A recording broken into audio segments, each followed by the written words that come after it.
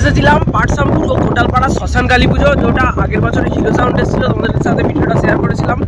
তো এই বছর পূর্ব মেদিনীপুরের যে নিমতৌড়ি জায়গা আছে আরদাস, সেখান থেকে এসেছে এস দাস। বলছে আরদাস ও এস দাস রিলেটিভের মধ্যে হয়। জিজ্ঞাসা করলাম ও হয় নাকি, বললো রিলেটিভের মধ্যে হয়। তো এসেছে মালটা ভালোই বাজাচ্ছে, দেখলাম ঢোল বেস আছে। প্রথমে ভেবেছিলাম পপ বেস, 12টা ঢোল বেস আছে। তো এখন আবার শুনছি যে কম্পিটিশন হবে রাত্রিবেলা। তো তারকেশ্বর থেকে এমজি আসছে, তার সাথে কম্পিটিশন হবে সেরকমই শুনলাম। কি হবে কিনা জানি না। তো রাত্রিবেলা আসার চেষ্টা করব, ওদের সাথে একটু লাইভটা শেয়ার করলাম। যদি কেউ আসতে চাও চলে আসো। যে টিউশনে শ্মশান কালী পুজো হয়, ওখান থেকে একটুখানি আগিয়েই ঢালটা শামপুরের দিকে নেমে যাচ্ছে, কোটালপাড়া মাত্রা আছে, তো ওখানেই পুজোটা হচ্ছে। মিস করো না, যদি কেউ দেখতে চাও চলে আসো।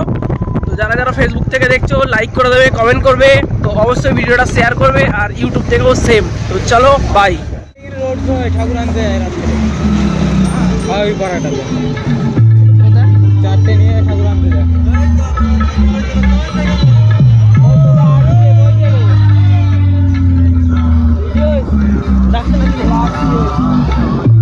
এইটা নিয়ে মনে ঠাকুর আনতে হবে, ঠিক এইটা নিয়ে ঠাকুর আনতে হবে।